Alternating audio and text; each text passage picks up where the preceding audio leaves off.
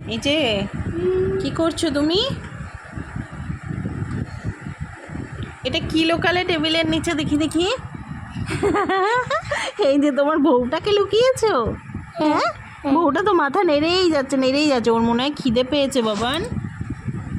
এই যে ওর মনে হয় খিদে পেয়েছে, ওকে খেতে দেবা না? হ্যাঁ, কি করব? লুচি করব তারপরে খেতে দেবা? ওকে সারাদিন খেতে দিয়েছো? হ্যাঁ, আমি তো আজকে লুচি বানাবো। এ দেখো দেখো, আজকে আমি খাবো, বাবা খাবে আর বউটা খাবে, আর তুমি তো বাদ।